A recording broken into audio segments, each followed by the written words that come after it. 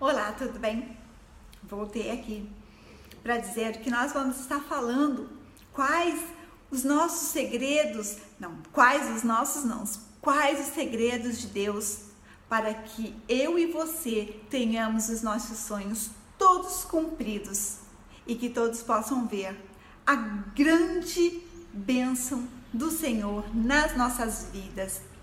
Então, vamos lá para Gênesis 37, no versículo 19. Olha só o que está dizendo aqui. Lá vem aquele sonhador, diziam uns aos outros. E agora? Vamos matá-lo e jogá-lo num desses poços? E diremos que um animal selvagem o devorou. E veremos então o que será dos seus sonhos. Bom, para quem não conhece, essa é a história de José do Egito. José era um dos filhos de Jacó. E os seus irmãos tinham muita raiva de José.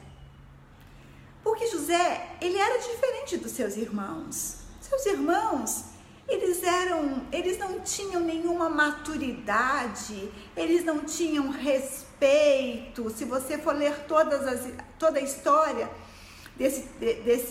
desse livro, que conta a história, na verdade, de José, vocês vão ver que os irmãos de José, eles não eram piedosos, eles não eram obedientes ao seu pai, e eles eram totalmente sem responsabilidade nenhuma, faltos de responsabilidades totalmente. E José era diferente. José, ele acatava aquilo que seu pai dizia.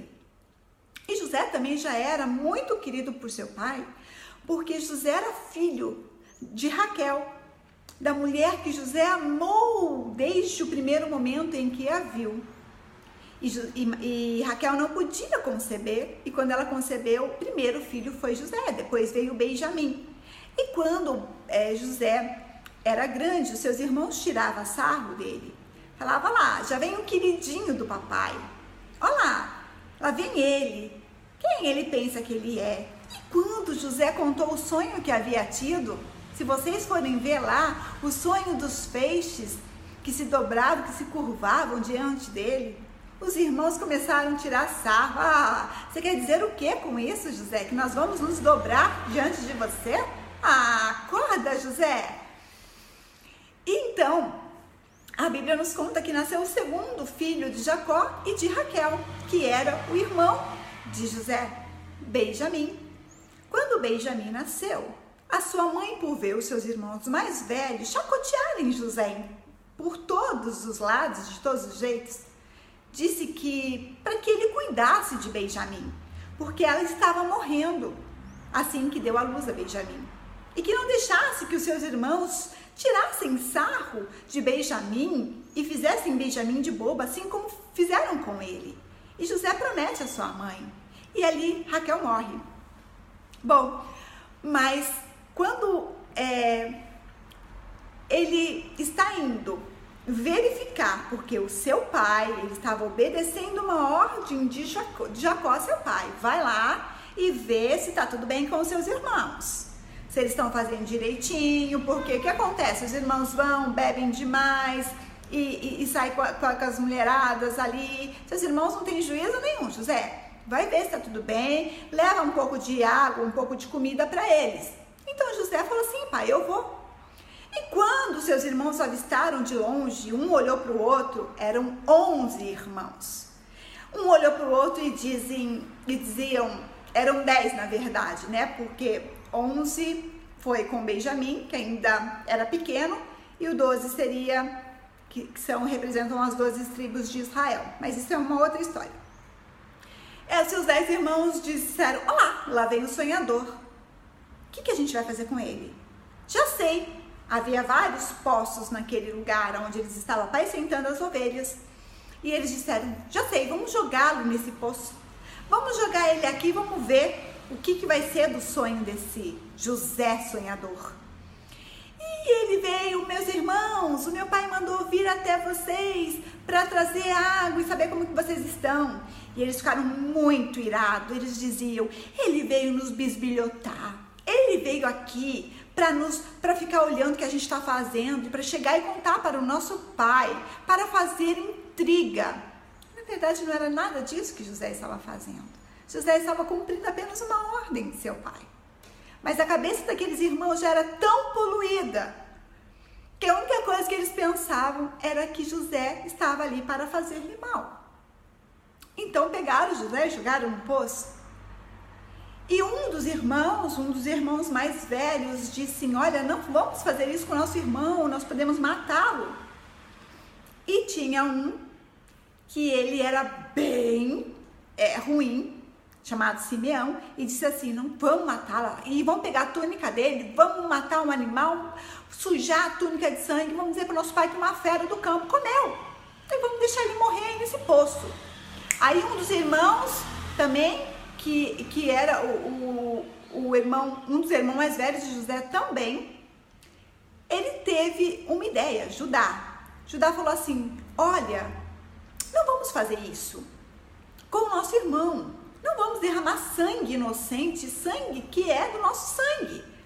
Então, vamos fazer o seguinte: estava vindo mercadores de escravo. Sabe aquele mercador de escravo que está vindo? Vamos vender José para eles, temendo assim com que José, sendo vendido pelos escravos, como escravo, ele não seria morto pelos outros irmãos, tentando livrar, poupar a vida de José. E assim foram, venderam José como escravo. Muitas vezes, e quantas vezes te venderam? Venderam você como escravo para uma situação em que você jamais imaginava viver, uma situação que você dizia: não, eu não mereço estar aqui, não, eu não mereço isso. José, apesar de saber de todos os seus sonhos, José era um homem comum e ele dizia: por que vocês estão fazendo isso comigo? Por que vocês vão me vender? Por que vocês me jogaram no poço? Vocês são meus irmãos. E aí eles disseram: cala a boca, José. Então, venderam José para esse mercador, que o levou até a terra do Egito. Porém, os seus irmãos não sabiam que eles estavam apenas sendo usados por Deus para que José se tornasse o segundo maior homem poderoso na terra do Egito. José, através dessa situação, se tornou governador. Então, se te jogaram no poço, se tentaram matar os teus sonhos, se tentaram dizer: vamos ver então se ele vai continuar sonhando, se tentaram matar os teus sonhos, se te falaram alguma palavra que feriu o teu coração, que você se desanimou, que você se frustrou e disse: quer saber de uma coisa? Eu não vou mais adiante, eu vou parar por aqui mesmo, porque tudo tá tão assim, estão falando tantas coisas que já estou desencorajada. Ei, eu quero dizer para você, o que Deus tem para mim e para você é algo muito mais do que tudo isso que te falaram. É lógico que o que Deus tem para mim e para você é algo sobrenatural. Da mesma forma que José foi vendido para uma nação totalmente diferente, foi distanciado de uma forma tão bruta do seu pai. Seu pai ficou muito triste. E assim depois vocês podem estar lendo, a história é maravilhosa, gente, é muito linda essa história. Esse fato que na verdade aconteceu. Quando José chegou ali para ser vendido como escravo, quem o comprou foi Potifar, chefe da guarda real. E quando ele chegou na casa de Potifar, o que José fez? José, em momento nenhum, ele disse: olha, eu não vou fazer nada. Já que me venderam como escravo, eu vou fazer apenas aquilo que me pedem. José, ele tinha um coração tão bom. Ele não se ofendeu, apesar de ter ficado triste com os irmãos, com o que haviam feito com ele. Mas ele, em momento nenhum, ele se deixou abater.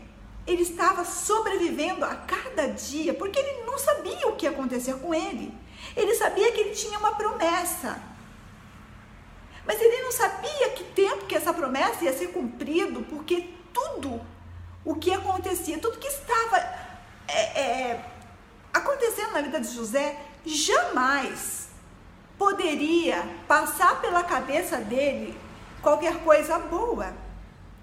Mas quando José entra na casa de Potifar e ele começa a fazer além daquilo que Potifar havia falado, pedido para que ele fizesse, e ele começou a dar ideias a Potifar, e Potifar pôde ver que ele era letrado, que ele sabia ler. Então Potifar falava: nossa, você sabe ler? Quem te ensinou? Ele disse: olha, o meu pai me ensinou a ler. E era difícil, quem sabia ler naquela época era raro, eram algumas pessoas. Então ele começou a poder ajudar Potifar, porque Potifar possuía muitos bens, mas não havia quem cuidasse dos bens de Potifar. E aí José começa a organizar a casa de Potifar, a ponto de Potifar falar assim: uau, José, eu vou deixar tudo nas tuas mãos, só na minha mulher você não toca, mas na minha casa tudo você vai tomar conta. E aquela casa de Potifar prosperou, ficou tudo arrumadinho, tudo organizado. José poderia ter falado: quer saber de uma coisa? O problema não é meu, a cidade não é minha, a casa não é minha, eu tô aqui, eu não sou desse povo, eu não quero nem saber, eu tô aqui mesmo como escravo, vou viver e vou morrer como escravo. Ei, deixa eu falar uma coisa para você. Seja onde você estiver, na terra que você estiver, na casa que você estiver, saiba que você não está aí para morrer como escravo. Saiba que você está aí porque Deus tem um propósito na tua vida. Mas presta atenção, para isso você precisa ter um coração íntegro para com Deus. Você precisa ter um coração que possa ouvir a voz de Deus. E para que você tenha um coração assim, você precisa buscar a face de Deus, como José fez. E mais, em todo o lugar que você passar, seja nos palácios, seja nos piores lugares, você faça a diferença aonde quer que você vá.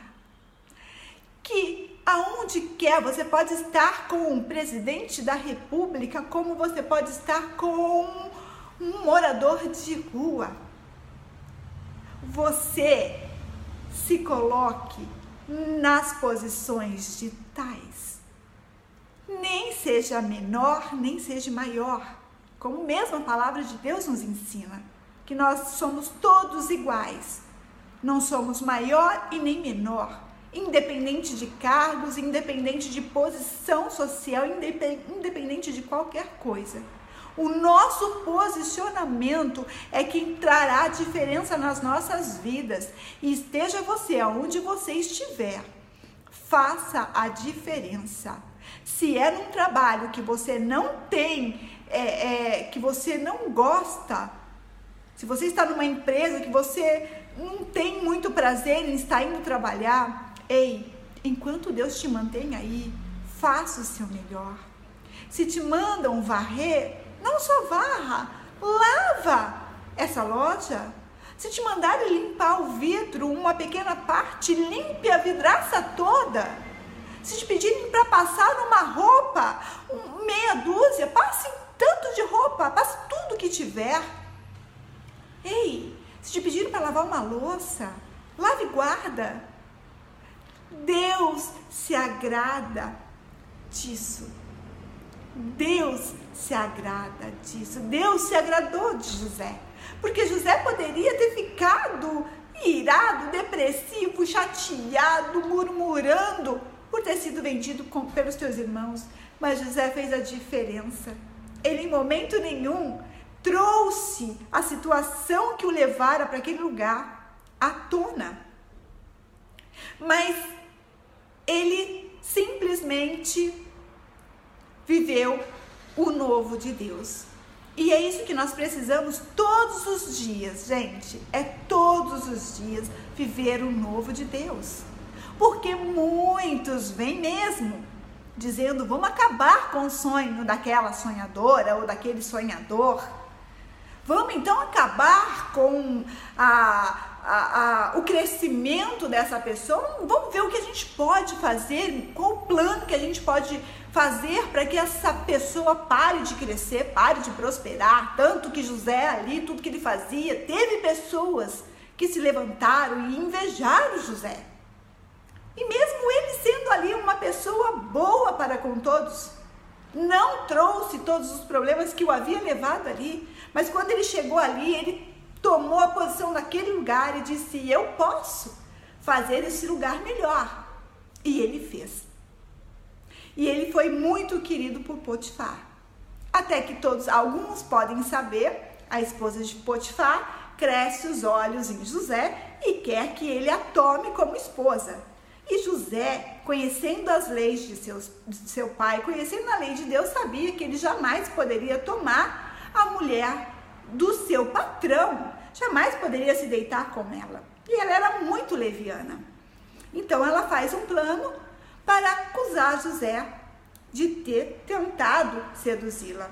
E José simplesmente fugiu. Você também fuja. Todas as vezes que tentarem armar qualquer situação contra a tua vida, simplesmente fuja. Ainda que muitas vezes as pessoas não vão entender por que você fugiu. Importa que você sabe que o que você fez foi para o melhor, foi para continuar agradando àquele que merece toda a honra e todo o louvor, que é o nosso Deus.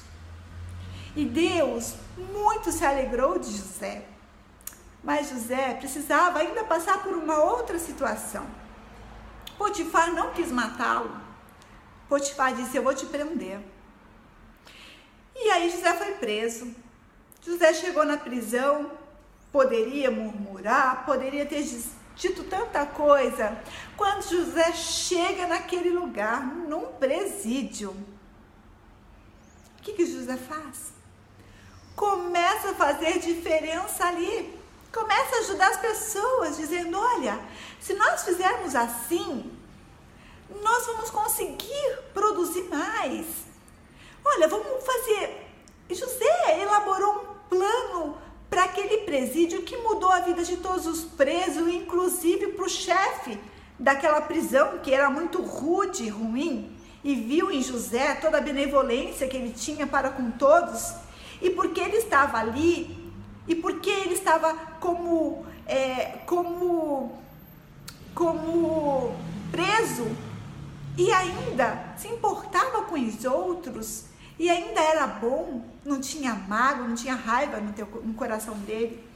Ei, o que faz a diferença na minha e na tua vida é o nosso coração diante de Deus e diante dos homens. Por mais que se levantem situações, problemas, pessoas contra você para tentar te envenenar, para tentar envenenar o teu coração, a tua mente, não permita que isso aconteça. Não deixe que nenhum desses planos permeie a tua vida e te leve a um nível de total desânimo, de total destruição. José não se abateu em momento nenhum.